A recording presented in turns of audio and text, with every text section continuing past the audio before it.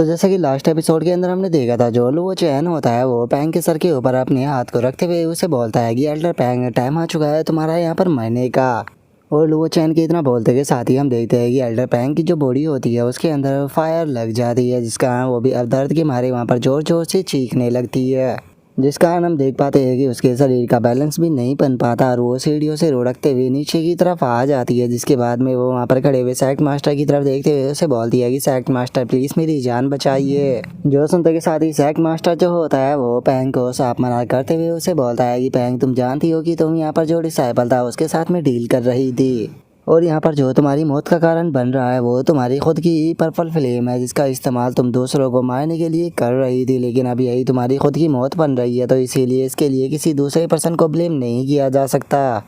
और उसके इतना बोलते के साथ ही हम देखते हैं कि पैंग की बॉडी धीरे धीरे कर जलने लगती है और वो चिल्लाते हुए बोलती है कि प्लीज़ मुझे बचा लो। और इतना बोलते के साथ ही जो एल्डर पैंग होती है वो जलते जलते वहीं पर ही मर जाती है। जिसे देखने के बाद जो युंजी होती है वो भी शौक होते हुए अपने मन में सोचती है कि जियान चैन ने जो मेरी मास्टर थी उसे जान से मार दिया, तो क्या इसका मतलब ये सच है कि ये जो ब्रदर युन फैंग है उनसे भी ज़्यादा बेहतर है। और उसके इतना सोचते के साथ ही एकदम से वो जगह जो होती है वो बहुत ही तेज़ी के साथ में हिलने लगती है और हम देखते हैं कि एकदम से वहाँ पर जो वो पैलेस होता है उसे तोड़ते हुए एक बहुत ही बड़ी सोड एनर्जी जो होती है वो बाहर आ जाती है।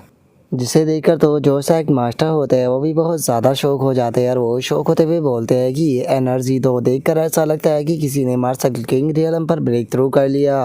और उसके इतना बोलते के साथ ही एकदम से जियान चैन जो होता है वो भी परेशान हो जाता है और वो बोलता है कि नहीं ये सही नहीं है। और उसके इतना बोलते के साथ ही हम देखते हैं कि एकदम से कोई चीज़ जो होती है वो तोड़ते हुए गेट को बाहर आती है, जिसे देखकर जियान चैन भी वहाँ से हटते हुए बोलता है कि वो लगता है कि मैं थोड़ा सा लेट हो चुका हूँ। और जियान चैन के इतना बोलते के साथ ही हम देखते हैं कि वहाँ पर जो युन फैंग के मास्टर की डेड बॉडी होती है वो आकर बाहर गिरती है, जिसे देखकर सेक्ट मास्टर जो होता है वो भी बहुत ज़्यादा शौक हो जाता है और वो शौक होते हुए बोलता है कि 1 मिनट, क्या ये ग्रेट एल्डर की बॉडी है। और इतना बोलते के साथ ही अब सेक्ट मास्टर जो होता है उसे बहुत ज़्यादा गुस्सा आने लगता है और वो गुस्से में बोलता है कि क्या इसका मतलब जो युन फैंग था उसने ग्रेट एल्डर की बॉडी का इस्तेमाल किया उसे फाइनेंस बनाकर, और उसकी स्पेशल एनर्जी की मदद से यहाँ पर उसने जो स्वॉर्ड किंग की इनहेरिटेंस थी उसे यहाँ पर पूरी तरह से एब्जॉर्ब कर मार्शल किंग रियलम पर ब्रेक थ्रू कर लिया। और सेक्ट मास्टर के इतना बोलते के साथ ही हम देखते हैं कि युन फैंग जो होता है वो निकलते हुए बाहर आने लगता है और बाहर आते हुए अपनी ऑरा को रिलीज कर हंसते हुए बोलता है कि इन द एंड फाइनली अब मैंने मार्शल किंग रियलम पर ब्रेक थ्रू कर लिया।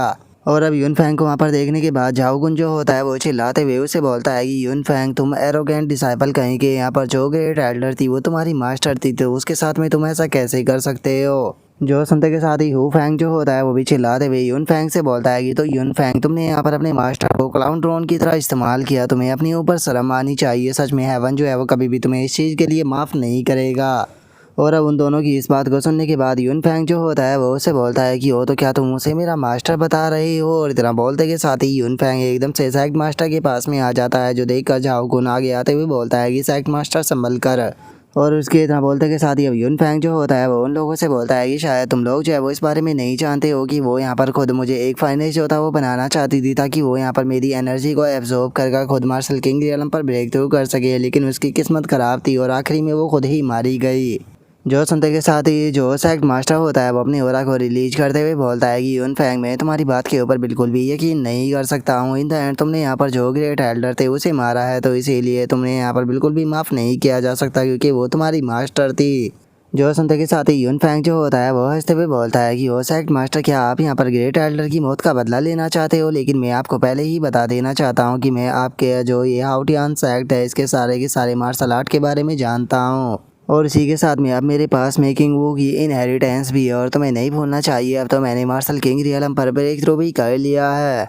तो इसीलिए अब यहाँ पर कोई भी ऐसा पर्सन नहीं है जो कि मेरा सामना कर पाए। इवन कि सेक्ट मास्टर, तुम भी यहाँ पर मेरा सामना जो है वो नहीं कर सकते। और इतना बोलते के साथ ही युन फैंग एकदम से सेक्ट मास्टर के सामने आकर खड़ा हो जाता है। जो सुनते के साथ ही झाओगुन जो होता है वो युन फैंग के ऊपर चिल्लाते हुए उसे बोलता है कि युन फैंग, आखिर तुम इतने ज़्यादा एरोगेंट कैसे हो सकते हो, तुम यहाँ पर सेक्ट मास्टर की डिसरिस्पेक्ट कैसे कर सकते हो। जो सुनते के साथ ही युन फैंग जो होता है वो झाओगुन को उठाकर दूर फेंक देता है और उसे दूर फेंकते हुए बोलता है कि यहाँ से दफ़ा हो जाओ, तुम्हारे लिए अब यहाँ पर कोई जगह नहीं है। और उसके उस अटैक को देखते के साथ ही हम देखते हैं कि सेक्ट मास्टर को भी उसके ऊपर बहुत ज़्यादा गुस्सा आ जाता है। और वो यून फैंग के ऊपर अटैक करते हुए बोलता है कि यून फैंग लगता है कि तुम मरना चाहते हो। और उसके इतना बोलते के साथ ही यून फैंग भी अपने अटैक को तैयार करते हुए बोलता है कि हो क्या तुम्हें लगता है कि तुम यहाँ पर मुझे रोक सकते हो। और इतना बोलते के साथ ही हम देखते हैं कि उन दोनों के अटैक जो होते हैं वो एक दूसरे के साथ में टकराते हैं। और उनके अटैक टकराने के कारण हम देखते हैं कि उस अटैक का इम्पैक्ट बहुत ही तगड़ा होता है, जिस कारण हम देखते हैं कि वहाँ पर खड़े हुए जो एल्डर होते हैं वो भी हवा में उड़ जाते हैं। और जो ओयांग बा होता है वो इस चीज़ को देखते हुए बोलता है कि क्या यही एक असली मार्शल किंग रियलम के एक्सपर्ट की स्ट्रेंथ होती है। और उसके इतना बोलते के साथ ही हम जियान चैन को देखते हैं, जो कि यून फैंग की पावर को देखने के बाद बोलता है कि ओ क्या बात है, यून फैंग की पावर जो है वो काफ़ी ज़्यादा बढ़ चुकी है। लगता है कि इस बार बिना चोट खाए यून फैंग को मारना पूरी तरह से इम्पॉसिबल होगा।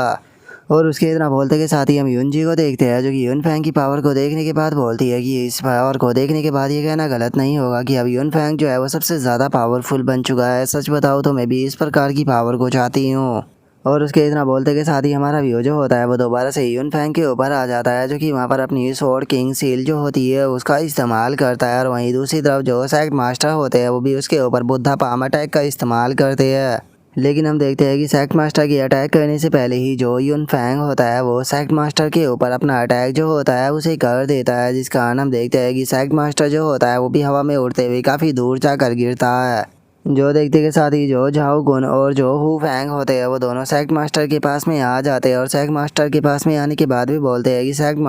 मास्टर आप ठीक तो होना। और उसके इतना बोलते के साथ ही अब जो यून फैंग होता है वो अपनी ओरा को रिलीज करते हुए उन लोगों के सामने आ जाता है। और उन लोगों के सामने आते हुए बोलता है कि ठीक है, मैं अब इस चीज़ को डिक्लेयर करता हूँ कि आज से हाउटियान सेक्ट का मास्टर मैं हूँ। क्या इस चीज़ से किसी को यहाँ पर कोई ऑब्जेक्शन है? जो सुनते के साथ ही जो झाओ गुन होता है वो चिल्लाते हुए यून फैंग से बोलता है कि यून फैंग तुम एक नंबर के बीस्ट हो, जो कि अपने मास्टर और यहाँ तक कि अपने जो सेक्ट मास्टर है उनकी भी इज्जत नहीं करता। और उसके इतना बोलते के साथ ही जो हु फैंग होता है वो भी चिल्लाते हुए बोलता है कि यून फैंग चाहे तुम कितने भी ज़्यादा पावरफुल क्यों ना हो जाओ, लेकिन उसके बाद भी पूरे हाउटियान सेक्ट के अंदर कोई भी पर्सन ऐसा नहीं होगा जो कि तुम्हें सेक्ट मास्टर के रूप में एक्सेप्ट करे। और उनके इतना बोलते के साथ ही हम देखते हैं कि जो युनजी होती है वो एकदम से वहाँ पर आ जाती है। और वहाँ पर आते हुए बोलती है कि किसने कहा कि हम यहाँ पर यून फैंग को सेक्ट लीडर के रूप में एक्सेप्ट नहीं करेंगे। और इतना बोलते के साथ ही वो अपने घुटनों पर बैठ जाती है।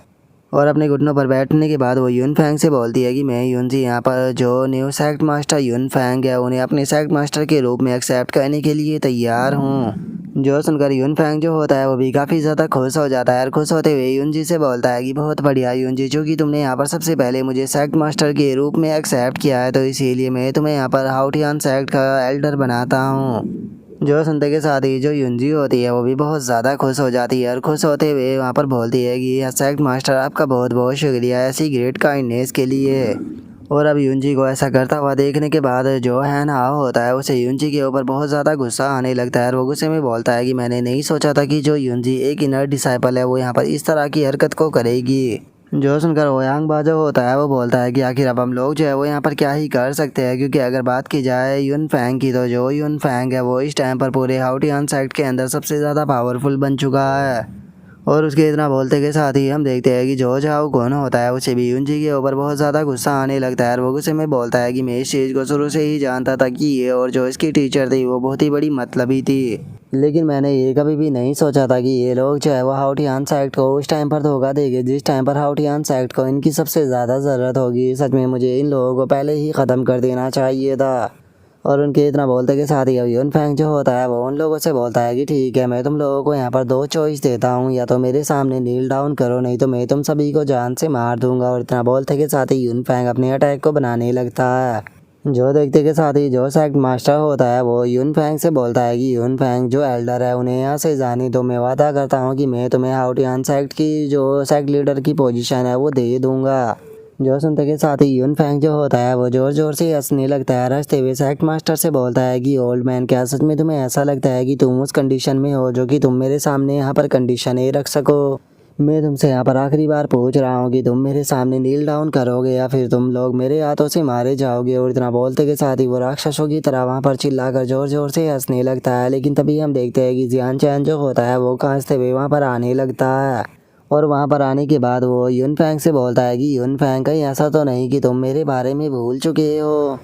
जो सुनते के साथ ही यून फैंग जो होता है वो हंसते हुए जियान चैन से बोलता है कि जियान चैन क्या तुम्हें लगता है कि तुम कोई गॉड हो जो कि तुम मुझे यहाँ पर रोक सकते हो। अभी वैसे मेरा तुम्हें यहाँ पर मारने का कोई भी प्लान नहीं था, लेकिन लगता है कि तुम यहाँ पर मरने की कुछ ज़्यादा ही जल्दी में हो। जो सुनते के साथ ही जियान चैन जो होता है वो यून फैंग से बोलता है कि यून फैंग तुम तो हमेशा से ही मुझे मारकर अपने फादर की मौत का बदला जो होता है वो लेना चाहते थे ना, फिर तो मैं तुम्हारे अब सामने खड़ा हूँ, तो मुझे मारकर तुम यहाँ पर अपने फादर की मौत का बदला क्यों नहीं ले लेते। और जियान चैन की इस बात को सुनते के साथ ही सैक मास्टर जो होता है वो जियान चैन को रोकते हुए बोलता है कि लिटिल ब्रदर जियान चैन, मैं मानता हूँ कि यहाँ पर तुम्हारी क्वालिफिकेशन और तुम्हारा टैलेंट जो है वो बहुत ही ज़्यादा ऊपर है, लेकिन उसके बाद भी अगर यून फैंग की बात की जाए तो उसने मार्शल किंग रियलम पर ब्रेक थ्रू कर लिया है, तो तुम उसका सामना नहीं कर पाओगे। जो सुनते के साथ ही जियान चैन जो होता है वो मुस्कुराते हुए सैक मास्टर से बोलता है कि सैक मास्टर आपको यहाँ पर चिंता करने की कोई भी ज़रूरत नहीं है, क्योंकि मैं जानता हूँ कि मैं यहाँ पर क्या कर रहा हूँ। और जियान चैन के इतना बोलते के साथ ही जो है ना होता है वो बोलता है कि जियान चैन को मैं काफ़ी लंबे टाइम से फॉलो कर रहा हूँ, तो इसीलिए मैं जियान चैन के बारे में एक चीज़ तो जानता हूँ कि अगर वो किसी चीज़ को पूरी कॉन्फिडेंस के साथ में कहता है तो वो उसके लिए कभी भी गलत नहीं होता। और यहाँ पर जियान चैन की बातों में मुझे बहुत ही ज़्यादा कॉन्फिडेंस जो है वो नज़र आ रहा है, तो क्या इसका मतलब ये है कि जियान चैन जो है वो यहाँ पर इसे हराने का कोई ना कोई तरीका रखता है। जो सुनते के साथ ही जो ओयांग बा होता है वो भी बोलता है कि हाँ बिल्कुल हो सकता है कि जियान चैन के पास में यहाँ पर कोई ना कोई तरीका हो जिससे कि वो हमारे हाउटियान सेक्ट की मदद कर पाए और इससे हमारा हाउटियान सेक्ट भी सर्वाइव कर पाएगा। जो सुनकर है ना वो भी हाँ बोल देता है। और उन दोनों की बातों को सुनने के बाद हु फैंग जो होता है वो भी काफ़ी ज़्यादा सरप्राइज होता है। सरप्राइज होते हुए बोलता है कि क्या तुम दोनों को अभी भी जियान चैन के ऊपर यकीन है। जो सुनने के बाद है ना वो बोलता है कि हाँ बिल्कुल जियान चैन कभी भी डिसअपॉइंट नहीं करता। जो सुनने के बाद ओयांग बा भी हाँ बोलता है। और उनके इतना बोलते के साथ ही अब हम जो यून फैंग होता है उसे देखते हैं, जो कि जियान चैन को देखने के बाद अपने मन में सोचता है कि बहुत बढ़िया, कुछ टाइम के लिए मैं यहाँ पर तुम्हारे बारे में भूल ही गया था कि मुझे तुम्हें भी मारना है। और इतना बोलते के साथ ही अब यून फैंग जो होता है वो अपने अटैक को बनाने लगता है और अपने अटैक को बनाते हुए जियान चैन से बोलता है कि जियान चैन सबसे पहले मैं यहाँ पर तुम्हें ही मारूंगा, जिसके बाद में जो तुम्हारा सपना है वो भी पूरी तरह से डिस्ट्रॉय हो जाएगा। जिसे देखते के साथ ही जो सेक्ट मास्टर होता है वो बहुत ज़्यादा शौक हो जाता है और शौक होते हुए बोलता है कि 1 मिनट, ये तो बहुत ही ज़्यादा यूनिक ट्रिक है जिसे कि 1000 स्वॉर्ड कहा जाता है। और इस तरह के रूमर्स थे कि जो सेक्ट मास्टर थे उन्हीं के साथ में ये स्किल जो थी वो ख़त्म हो गई थी, लेकिन मैंने ये नहीं सोचा था कि जो यून फैंग है उसने इस स्किल को इतनी आसानी से सीख लिया होगा। जो सुनकर ओयांग बा जो होता है वो बोलता है कि मैं उम्मीद करता हूँ कि जियान चैन जो है वो इस अटैक को रोक लेगा। तभी है ना वो भी बोलता है कि मुझे जियान चैन के ऊपर पक्का यकीन है कि वो यहाँ पर कर ज़रूर दिखाएगा। और उसके इतना बोलते के साथ ही हम जियान चैन को देखते हैं और वो यून फैंग की तरफ जाते हुए चिल्लाते हुए बोलता है कि ठीक है, गॉड एम्परर एसेंस ब्लड को बर्न करो। और अब जियान चैन के इतना बोलते के साथ ही हम देखते हैं कि उसकी बॉडी के अंदर से बहुत ही ज़्यादा पावर जो होती है वो रिलीज होने लगती है। और अब जियान चैन की ऑरा को देखने के बाद में जो सेक्ट मास्टर होता है वो भी बहुत ज़्यादा शौक हो जाता है और शौक होते हुए बोलता है कि ओ अब मुझे समझ में आया कि आखिर ये यहाँ पर मार्शल किंग रियलम की पावर से भी क्यों नहीं डर रहा था। इसकी बॉडी के चारों तरफ जो ये गोल्डन फायर है इसके अंदर से मुझे एक बहुत ही पावरफुल फीलिंग जो है वो आ रही है। ऐसा लग रहा है कि जैसे कि जियान चैन जो है वो यहाँ पर सच में कुछ कर सकता है। जो सुनकर ओयांग बा जो होता है वो भी खुश हो जाता है और खुश होते हुए बोलता है कि क्या इसका मतलब अभी भी उम्मीद बाकी है। तभी जो है ना वो होता है वो भी बोलता है कि हाँ, जियान चैन की बॉडी के अंदर से जो एनर्जी है वो बहुत ही ज़्यादा इम्प्रूव होती जा रही है। तभी जो हु फैंग होता है वो भी बोलता है कि क्या इसका मतलब ये है कि जियान चैन जो है वो सच में यून फैंग को हरा सकता है। तभी झाओ कुन जो होता है वो भी बोलता है कि इसका मतलब जियान चैन जो है वो यहाँ पर हम लोगों को निराश नहीं करने वाला।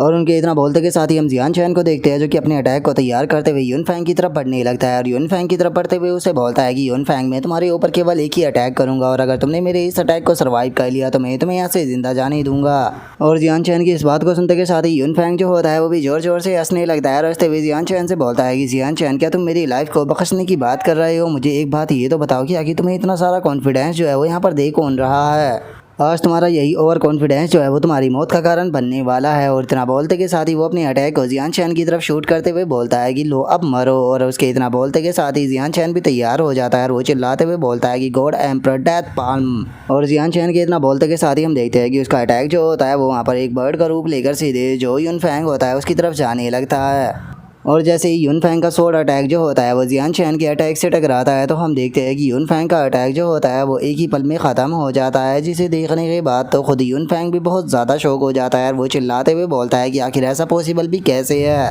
और उसके इतना बोलते के साथ ही जियान चैन जो होता है वो उसके पास में आ जाता है और चिल्लाते हुए बोलता है कि इस दुनिया के अंदर कुछ भी इम्पॉसिबल नहीं है। और इतना बोलते के साथ ही जियान चैन सीधे आकर जो यून फैंग होता है उसके सर के ऊपर अटैक करता है। और जियान चैन का अटैक इतना ज़्यादा पावरफुल होता है कि हम देखते हैं कि वहाँ पर एनर्जी की बहुत ही पावरफुल वेव जो होती है वो निकलना शुरू हो जाती है, जिसके बाद में अब यून फैंग जो होता है वो सीधे ज़मीन की तरफ गिरने लगता है। जिसे देखने के बाद जियान चैन जो होता है वो यून फैंग से बोलता है कि तुम्हें अपने ऊपर प्राउड फील करना चाहिए, क्योंकि तुम्हें मारने के लिए मुझे अपने घोड़ा एम्परर ब्लड की एक बूंद का इस्तेमाल करना पड़ा है, तो इसीलिए जो तुम्हारी मौत है वो बिल्कुल भी वेस्ट नहीं गई। जो सुनते के साथ ही तो अब यून फैंग के भी होश गायब हो जाते हैं और वो जियान चैन से बोलता है कि जियान चैन तुम्हारे कहने का मतलब क्या है, क्या तुम एक गॉड एम्परर हो? और इतना बोलते के साथ ही हम देखते हैं कि यून फैंग जो होता है वो सीधे आकर ज़मीन पर टकराता है और उसके टकराते के साथ ही हम देखते हैं कि यून फैंग जो होता है वो वहीं ज़मीन पर गिरकर मर जाता है। जिसे देखकर तो सभी लोग बहुत ही ज़्यादा हैरान हो जाते हैं और जो है ना होता है वो बोलता है कि क्या ये फाइट ख़त्म हो गई? तभी जो ओयांग बा होता है वो भी बोलता है कि क्या मेरे साथ में यहाँ पर कोई मजाक कर रहा है? एक मार्शल किंग एम्परर रियलम का कल्टीवेटर एक ही अटैक में मर गया।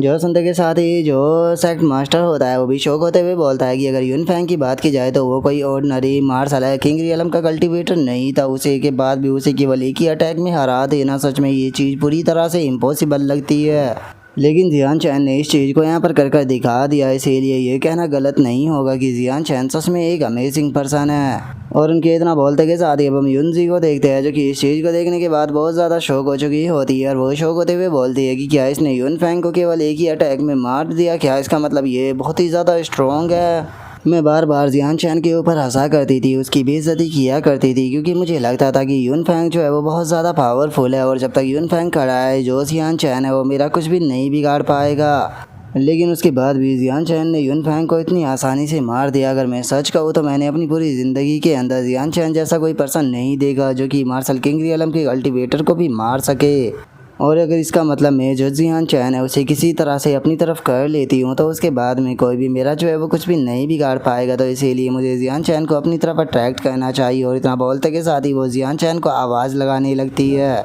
और वो जियान चैन से माफ़ी मांगते हुए बोलती है कि ब्रदर जियान चैन मुझे माफ़ कर दीजिए, मैं गलत थी, मैं यहाँ पर आपको नहीं पहचान पाई, मैंने आपकी डिसरिस्पेक्ट की जिसके लिए मैं आपसे माफ़ी मांगना चाहती हूँ। और अब उसके इतना बोलते के साथ ही जो सेक्ट मास्टर होता है वो भी यूनसी की तरफ देखने लगता है और यूनसी की तरफ देखते हुए बोलता है कि सच बताओ तो मैंने जो यूनसी है इसके जैसी यहाँ पर कम्युनिटी डिसाइपल आज तक नहीं देखी, ये एक नंबर की सेमलेस पर्सन है। जो सुनते के साथ ही वो फैंग जो होता है वो भी बोलता है कि हाँ बिल्कुल, कुछ टाइम तक ये यहाँ पर यून फैंग के साथ में खड़ी हुई थी, लेकिन चूंकि अब यून फैंग मर चुका है तो इसने अपनी साइड को चेंज कर लिया। जो सुनते के साथ ही जो झाओ गुन होता है वो भी बोलता है कि मुझे नहीं लगता कि जो जियान चैन है वो इसकी बात में आने वाला है, क्योंकि जियान चैन ने अपनी आंखों से इसे यहाँ पर देखा था कि ये अभी कुछ टाइम पहले क्या कर रही थी, तो इसीलिए क्या लगता है कि जियान चैन इसे एक्सेप्ट करेगा। और उनके इतना बोलते के साथ ही जियान चैन भी यूनजी के पास में आने लगता है और उसे देखने के बाद जो सेक्ट मास्टर होते हैं वो चिल्लाते हुए बोलते हैं कि जियान चैन तुम क्या करने वाले हो? और उसके इतना बोलते ही हम देखते हैं कि जियान चैन सीधे अगर यूनजी के फेस को पकड़ लेता है और उससे बोलता है कि तुमने क्या कहा अभी? मुझे ऐसा क्यों लगता है कि अब तुम यहाँ पर मेरे करीब जो है वो आने की कोशिश कर रही हो? जो सुनकर यूनजी जो होती है वो जियान चैन से बोलती है कि ब्रदर जियान चैन आपने बिल्कुल सही कहा, मैं आपकी साइड में रहना चाहती हूँ, मैं मानती हूँ कि पहले मैं गलत थी इसीलिए मैंने यहाँ पर गलती में अगर आपकी डिसरिस्पेक्ट की, लेकिन अगर आप चाहो तो मैं आपकी वोमेन बनकर भी रहने के लिए तैयार हूँ। जो सुनते के साथ ही अब जियान चैन जो होता है वो भी यूनजी के चेहरे को छोड़ देता है और यूनजी के चेहरे को छोड़ने के बाद उसे बोलता है कि अच्छा तो मुझे ये बताओ कि क्या तुम मेरे लिए कुछ भी करने के लिए तैयार हो? जो सुनते के साथ ही जो यूनजी होती है वो बहुत ही क्यूट सा फेस बनाते हुए जियान चैन से बोलती है कि हाँ बिल्कुल, मैं आपके लिए करने के लिए कुछ भी तैयार हूँ। और मैं आपको बता दूँ कि मैं बहुत सारे अलग अलग पोज जो है उनके बारे में भी जानती हूँ। और अब इस चीज़ को देखते के साथ ही सभी लोग काफ़ी ज़्यादा परेशान होने लगते हैं और हैना जो होता है वो बोलता है कि डैमिट, लगता है कि जियान चैन जो है वो इस बास्टर्ड की ब्यूटी के अंदर फंसने वाला है। जो सुनते के साथ ही जो ओयांग बा होता है वो बोलता है कि जियान चैन जो है वो बहुत ही सॉफ्ट हार्ट का पर्सन है, तो इसीलिए मुझे लगता है कि वो इस लड़की की बातों में आ जाएगा। जो सुनते के साथ ही हैना जो होता है वो बोलता है कि नहीं, ऐसा नहीं हो सकता, अगर ऐसा हुआ तो सच बता रहा हूँ जियान चैन के लिए मेरे दिल में जो रिस्पेक्ट है वो कम हो जाएगी। और उनके इतना बोलते के साथ ही अब यूनजी जो होती है वो खुश होते हुए अपने मन में सोचती है कि आखिर कोई कैसे मेरी चाम से बच सकता है। इन द एंड अब ये मेरे हाथों में है, इसे अब देखना मैं फ्यूचर में किस तरह से अपने हाथों पर नचाऊंगी। और यूनजी अपने मन में सोच ही रही होती है तभी जियान चैन जो होता है वो उसे बोलता है कि तुम यहाँ से दफ़ा हो जाओ। और जी इतना बोलते के साथ ही जियान चैन यूनजी के गाल के ऊपर एक खिंचा कर रैपट मारता है, जिसका हम देखते हैं कि जो यूनजी होती है वो उड़ते हुए दीवार से जाकर टकराती है।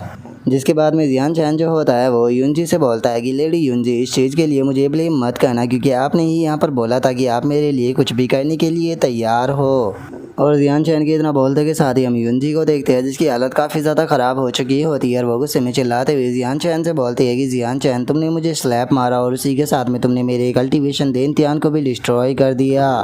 जो सुनते के साथ ही जियान चैन उसकी तरफ बढ़ते हुए उससे बोलता है कि तुम्हें इस चीज़ के लिए क्या मुझे ब्लेम करना चाहिए, क्या तुम खुद को भूल चुकी हो कि तुम किस तरह की पर्सन हो। कुछ टाइम तुमने यहाँ पर जब यूनफैंग को देखा और उसकी पावर को देखा तो तुमने अपने सेक्ट को बिट्रे कर दिया और जब तुमने देखा कि जो यूनफैंग है वो मर चुका है तो तुमने यूनफैंग का साथ छोड़कर मेरा साथ देने के लिए आ गई। सच में मैंने तुम्हारे जैसी सेमलेस पर्सन जो है उसे अपनी पूरी लाइफ में आज तक नहीं देखा।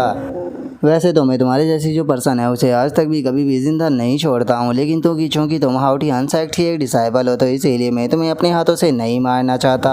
अब जो तुम्हारी ज़िंदगी और जो तुम्हारी मौत है वो यहाँ पर सेक्ट मास्टर के डिसीजन के ऊपर डिपेंड करती है। अगर सेक्ट मास्टर तुम्हें ज़िंदा रखना चाहते हैं तो तुम ज़िंदा रहोगी, नहीं तो तुम यहाँ पर मरोगी। और इतना बोलते के साथ ही अब जो जियान चैन होता है वो सेक्ट मास्टर से बोलता है कि सेक्ट मास्टर ये आपकी डिसाइबल है तो बताइए इसके बारे में आपका क्या डिसीज़न है। जो सुनते के साथ ही सेक्ट मास्टर जो होता है वो जियान चैन से बोलता है कि जियान चैन इसके बारे में हम लोग जो है वो बाद में बात करेंगे, अभी के लिए मैं तुमसे एक चीज़ पूछना चाहता हूँ कि क्या तुम हमारे सेक्ट के यहाँ पर डिप्टी सेक्ट मास्टर जो है वो बनना चाहोगे। जो सुनते के साथ ही सभी लोग जो होते हैं वो बहुत ही ज़्यादा शौक हो जाते हैं और जो झाओ कौन होता है वो शौक होते हुए बोलता है कि मैं मानता हूँ कि जियान चैन जो है वो बहुत ज़्यादा स्ट्रॉन्ग है, लेकिन उसके बाद भी उसे डिप्टी मास्टर की डायरेक्ट पोजीशन दे देना काफ़ी ज़्यादा हाई हो गया। जो सुनते के साथ ही ओयांग बा जो होता है वो बोलता है कि अगर जियान चैन की यहाँ पर स्ट्रेंथ को देखकर कहा जाए तो मुझे नहीं लगता कि जियान चैन की स्ट्रेंथ जो है उसके यहाँ पर कोई भी सामना कर सकता है, इवन कि वे सेक्ट मास्टर से भी ज़्यादा पावरफुल है। तो इसीलिए डिप्टी मास्टर की पोजीशन उनके लिए बिल्कुल बेकार नहीं। जो सुनने के बाद है ना वो भी हाँ बोल देता है।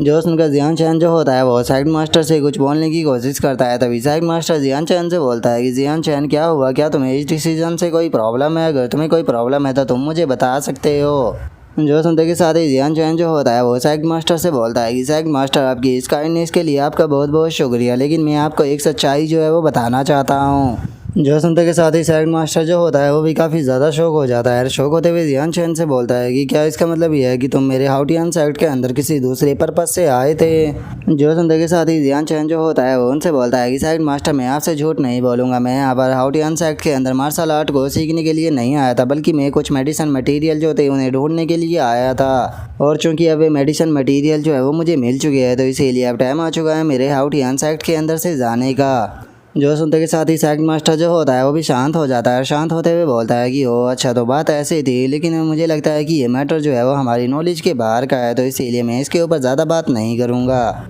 लेकिन आपने हमारे सेक्ट की बहुत ही बड़ी मदद जो है वो यहाँ पर की है और उसी के साथ में तुमने यहाँ पर हमें सच्चाई भी बता दी है, तो इसीलिए मैं तुम्हारे साथ में अपने सेक्ट के बहुत ही अच्छे रिलेशन जो है उन्हें बिल्ड करना ज़रूर चाहूँगा। जो सुनते के साथ ही जियान चैन जो होता है वो से बोलता है कि सेक्ट मास्टर आपको ऐसे छोटे से मैटर के लिए मेरा शुक्रिया अदा करने की कोई ज़रूरत नहीं है। अगर मैंने सेक्ट के अंदर इंटर किया था तो सेक्ट की मदद करना मेरा फ़र्ज़ है और मैं अगर आप लोगों की मदद करूँगा तभी तो मैं जल्दी से जो मेडिसिन मटीरियल थे उन्हें गैदर कर पाता। जो सुनते के साथ ही सेक्ट मास्टर जो होता है वो जियान चैन से बोलता है कि लिटिल ब्रदर जियान चैन आप तो बहुत ही ज़्यादा पोलाइट हो रहे हो, आपने हमारे हाउटियन सेक्ट की बहुत ही बड़ी मदद की है। अगर आप नहीं होते तो इस डिजास्टर के कारण हमारा पूरा हाउटियन सेक्ट बर्बाद हो जाता। इसीलिए मैं तुम्हें अपने सेक्ट का एक ऑनरेबल मास्टर जो है वो बनाना चाहता हूँ। आप हमारे हाउटियन सेक्ट के एक ऑनरेबल मास्टर रहेंगे और अगर आपको किसी भी प्रकार के रिसोर्सेज की ज़रूरत पड़ती है तो आप सेक्ट के अंदर से आकर ले सकते हो। और प्लीज़ ब्रदर जियान चैन इस रिक्वेस्ट के लिए मना जो है वो मत करना, क्योंकि इसके लिए आपको सेक्ट के अंदर भी रहने की कोई ज़रूरत नहीं। जो सुनकर जियान चैन जो होता है वो अपने मन में सोचता है सेक्ट मास्टर जो है वो मेरे पोटेंशियल को बहुत ही ज़्यादा वैल्यू दे रहे हैं, इसीलिए वो किसी भी हाल में मुझे अपने हाउटियन सेक्ट के साथ में जोड़ कर रखना चाहते हैं। और उसके इतना बोलते के साथ ही है ना वो भी जियान चैन के पास में आते हुए बोलता है कि जियान चैन प्लीज़ इस ऑफ़र को एक्सेप्ट कर लीजिए, कम से कम इस तरह से हम लोग जो है वो एक दूसरे से जुड़े रहेंगे। जो सुनते के साथ ही ओयांग बा जो होता है वो भी जियान चैन से बोलता है कि master Jian Chen please sect master की ये रिक्वेस्ट जो है उसे एक्सेप्ट कर लीजिए। जो सुनते के साथ ही जियान चैन जो होता है वो बोलता है कि ठीक है, मैं हाउटियन सेक्ट का ऑनरेबल मास्टर जो है वो बनने के लिए तैयार हूँ। और मैं आप सभी लोगों का शुक्रिया तो जो है वो ज़रूर करना चाहूँगा, आप लोगों ने मेरे लिए जो कुछ भी किया और हम लोग जो है वो फ्यूचर में एक दिन ज़रूर मिलेंगे। और इतना बोलते के साथ ही जियान चैन अपने पास से एक स्किन निकाल कर है ना और जो ओयांग बा होता है उन दोनों को देते हुए उनसे बोलता है ये एक मेडिसिन स्किल है जो कि मैं आप दोनों को देना चाहता हूँ, इससे आप दोनों को फ्यूचर में बहुत ही ग्रेट बेनिफिट जो है वो मिलेगा, तो इसे अच्छी सी प्रैक्टिस ज़रूर करना। जो सुनते के साथ ही है ना और जो ओयांग बा होता है वो दोनों ही काफ़ी ज़्यादा शौक हो जाते हैं और शौक होते हुए बोलते हैं कि क्या ये मेडिसिन टेक्निक है। और उसके इतना बोलते के साथ ही जियान चैन जो होता है वो वहाँ से जाने लगता है और जाते हुए बोलता है कि याद रखना कि जिसका टैलेंट जो है वो बेकार होगा वो कम से कम 7th रैंक तक इंटर कर लेगा, और जिसका टैलेंट स्ट्रॉन्ग होगा उसका फ्यूचर जो है वो लिमिटलेस होगा। लेकिन मैं उम्मीद करता हूँ कि आप किसी दूसरे पर्सन को ये स्किल जो है वो नहीं दिखाओगे, क्योंकि अगर ये स्किल जो है वो आपने किसी दूसरे पर्सन को दिखाई तो ये चारों तरफ की भी ला सकती है और आपकी मौत का कारण भी बन सकती है। तो इसीलिए प्लीज़ किसी दूसरे पर्सन को पास ऑन मत करना। जो सुनते के साथ ही है ना और आयांग बा जो होते हैं वो दोनों अपने घुटनों पर बैठ जाते हैं और अपने घुटनों पर बैठते हुए बोलते हैं कि यहाँ पर मास्टर जियान चैन ने हमें इतना बड़ा ट्रेजर दिया, आखिर हम इस चीज़ का रिपे जो है वो किस प्रकार करेंगे। जो सुनकर जियान चैन उनसे बोलता है कि मेरे 2 ब्रदर जो है वो यहाँ पर मौजूद है, जिनमें से एक का नाम शीतो किंग और दूसरे का नाम शीजिन है, तो तुम दोनों जो है उन लोगों का ध्यान रखना। और अब इस चीज़ को देखने के बाद जो हु फैंग होता है वो बोलता है कि डैमिट, अगर मैंने यहाँ पर जो जियान चैन था उसके साथ में अपने अच्छे और भी रिलेशन बनाए होते तो मुझे लगता है कि इसी प्रकार की एक मेडिसिन स्किल जो थी वो मेरे भी हाथ में होती। और उसके इतना बोलते के साथ ही झाओ गुन जो होता है वो सेक्ट मास्टर से बोलता है कि सेक्ट मास्टर आपने जियान चैन को यहाँ पर रोकने के लिए फोर्स क्यों नहीं किया, क्योंकि अगर आपने जियान चैन को फोर्सफुली यहाँ पर रोक लिया होता तो जो हमारे सेक्ट की स्ट्रेंथ थी वो एकदम से यहाँ पर डबल हो जाती। जो सुनते के साथ ही जो सेक्ट मास्टर होता है वो बोलता है कि डैमिट, आखिर मैंने इस बारे में क्यों नहीं सोचा, लेकिन मुझे नहीं लगता कि अगर मैं ऐसा करता भी तो इससे कोई फ़ायदा होने वाला था, क्योंकि जियान चैन के बारे में बहुत सारे ऐसे सीक्रेट है जिसके बारे में हम लोग नहीं जानते। उसने यहाँ पर ऐसे ही जो ओयांग बा था उसे एक मेडिसिन स्किल दे दी और कहा कि जिसका बेकार टैलेंट है वो कम से कम 7th रैंक तक इंटर कर सकता है। तो इसी चीज़ से अंदाज़ा लगाया जा सकता है कि उसकी यहाँ पर जो स्किल और जो उसकी नॉलेज है वो हमसे कितना ज़्यादा ऊपर है। इसीलिए मुझे नहीं लगता कि यहाँ पर इस बच्चे को किसी भी प्रकार से जो है वो कंट्रोल किया जा सकता है। तो अच्छा यही है कि इसे यहाँ से जाने दिया जाए, क्योंकि जो उसकी नॉलेज और जो उसकी सोच है वो यहाँ पर इस कॉन्टिनेंट की टॉप पावरों से मैच करती है। तो इसीलिए मुझे नहीं लगता कि हम लोगों की यहाँ पर जो ये जगह है ये उसके लिए इनफ रहेगी। हम लोगों के लिए यही बहुत ही ज़्यादा हॉनर की बात है कि हम लोगों ने उसके साथ में अपने रिलेशन जो है उन्हें अच्छे बना लिए और हम लोगों को फ्यूचर में मौका मिलेगा एक दूसरे से बात करने का। और उसके इतना बोलते के साथ ही ओयांग भा जो होता है वो सेक्ट मास्टर के पास में आकर जियान चैन की वो स्किल देते हुए उसे बोलता है कि सेक्ट मास्टर ये वही स्किल है जो कि जियान चैन ने मुझे दी थी, मुझे लगता है कि इसे रखने की सबसे सही जगह जो है वो सेक्ट मास्टर के हाथ ही है। जो सुनते के साथ ही सेक्ट मास्टर जो होता है वो भी काफ़ी ज़्यादा शौक हो जाता है और शौक होते हुए ओयांग भा से बोलता है कि ओयांग भा तुम क्या कर रहे हो, ये स्किल जो थी वो जियान चैन ने तुम्हारे और जो है ना है उन दोनों के लिए छोड़ी थी, तो आखिर तुम ये सेक्ट को क्यों दे रहे हो। जो सुनते के साथ ही है ना जो होता है वो सेक्ट मास्टर से बोलता है कि सेक्ट मास्टर ये चीज़ आप भी जानते हो कि जियान चैन के द्वारा दी गई ये स्किल जो है वो कितनी ज़्यादा पावरफुल है, इसीलिए मुझे लगता है कि अगर ये हमारे हाथों में रहेगी तो इससे ख़तरा बना ही रहेगा। इसके लिए सबसे सेफ जगह आपके ही हाथ है। जो सुनते के साथ ही ओयांग बा जो होता है वो भी सेक्ट मास्टर से बोलता है कि सेक्ट मास्टर आप भी जानते हो कि ये स्किल जो है वो किसी ट्रेजर से कम नहीं है। मैं चाहता हूँ कि ये फ्यूचर में जब हमारी सेक्ट के अंदर अच्छी और जो पावरफुल जनरेशन है वो आए तो उन्हें ये पास ऑन किया जाए, ताकि आने वाली जनरेशन जो है वो भी पावरफुल बन सके। मेरे हाथों में इस स्किल को रख कर बस इसे वेस्ट कर देने से ज़्यादा कुछ भी नहीं होगा। जो सुनते के साथ ही जो सेक्ट मास्टर होता है वो भी उसे ले लेता है और उसे लेने के बाद उसका शुक्रिया अदा करते हुए उनसे बोलता है कि आप दोनों का बहुत बहुत शुक्रिया, आप सेक्ट के बारे में इतना ज़्यादा सोचते हो। और इतना बोलते के साथ ही अब सेक्ट मास्टर जो होता है वो अनाउंस करते हुए बोलता है कि ओयांग बा, हैन हाओ, हु फैंग और झाओ गुन में तुम चारों को यहाँ पर पावर देता हूँ। तुम चारों के चारों आज से सेक्ट के ग्रेट एल्डर रहोगे और तुम लोगों के हाथों में यहाँ पर फुल अथॉरिटी रहेगी। तुम जो कुछ भी करना चाहो सेक्ट के अंदर कुछ कर सकते हो, और अगर किसी के ऊपर तुम्हें यहाँ पर डाउट हो तो उसे डायरेक्टली सेक्ट के अंदर से बाहर निकाल सकते हो, क्योंकि मैं नहीं चाहता कि फ्यूचर में दोबारा से इस तरह की सिचुएशन आए। जो सुनते के साथ ही जो वे चारों के चारों होते हैं वो भी बहुत ज़्यादा खुश हो जाते हैं और वे खुश होते हुए बोलते हैं कि ठीक है सेक्ट मास्टर, हम लोग जो है वो आपको डिसअपॉइंट नहीं करेंगे। तभी झाओ गुन जो होता है वो सेक्ट मास्टर के पास में आते हुए बोलता है कि सेक्ट मास्टर अभी भी यहाँ पर एक पर्सन जो है वो रह गया है जिसके साथ में कि अभी डील करना बाकी है। जो सुनते के साथ ही अब जो सेक्ट मास्टर होता है वो सीधे युनजी की तरफ बढ़ने लगता है, जिसे देखते के साथ ही युनजी बहुत ही ज़्यादा घबरा जाती है और वो घबराते हुए बोलती है कि सेक्ट मास्टर में गलत थी, प्लीज़ मुझे माफ़ कर दीजिए। लेकिन हम देखते हैं कि सेक्ट मास्टर जो होता है वो उसकी बिल्कुल भी नहीं सुनता और अटैक कर उसे वहीं पर ही जान से मार देता है। जिसके बाद अब हमारा व्यू जो होता है वो गोस्ट किंग फॉरेस्ट के अंदर आ जाता है, जहाँ पर कि हम देखते हैं कि जियान चैन जो होता है वो गोस्ट किंग फॉरेस्ट के अंदर आ चुका होता है। और वहाँ पर आने के बाद वो टोकन को निकालते हुए चिल्लाकर बोलता है कि वो चैंग तुम कहाँ पर हो, मैं जियान चैन वापस आ चुका हूँ, तो मुझे गोस्ट किंग सिटी के अंदर लेकर चलो। और जियान चैन के इतना बोलते के साथ ही हम देखते हैं कि उसके सामने एकदम से एक एनर्जी आ जाती है जिसके अंदर से वही पर्सन वो चैंग नाम का निकल कर आता है और वो जियान चैन से बोलता है कि जियान चैन तुम सही टाइम पर आए हो, क्योंकि जो घोस्ट किंग थे वो तुम्हारे ही बारे में बात कर रहे थे। तो चलो मैं अब तुम्हें सीधे लेकर घोस्ट किंग के पास में चलता हूँ। तो क्या तुम तैयार हो? जो सुनकर जियान चैन बोलता है कि तुम्हें क्वेश्चन पूछने की कोई ज़रूरत नहीं, क्योंकि मैं पहले से ही तैयार हूँ। जो सुनते के साथ ही वो बंदा जो होता है वो भी जियान चैन को लेकर उस जगह से चला जाता है, जिसके बाद में अब हमारा व्यू जो होता है वो घोस्ट किंग सिटी की गेट पर आ जाता है, जहाँ पर कि हम घोस्ट किंग को देखते हैं जो कि काफ़ी ज़्यादा परेशान लग रहा होता है। और वो परेशान होते हुए बोलता है कि जियान चैन जो है अगर वो जल्दी ही वापस नहीं आया तो मुझे लगता है कि जो जीनर है उसके पास में ज़्यादा टाइम नहीं बच पाएगा। और अब घोस्ट किंग के इतना बोलते के साथ ही हमारा आज का एपिसोड जो है वो यहीं पर ही कंप्लीट हो जाता है। तो नेक्स्ट एपिसोड के अंदर देखिए कि आगे क्या होता है। अगर आप लोगों को वीडियो अच्छी लगी हो तो लाइक करना, चैनल को सब्सक्राइब करना। मैं मिलता हूँ नेक्स्ट एपिसोड के अंदर, तब तक के लिए बाय बाय गाइज़।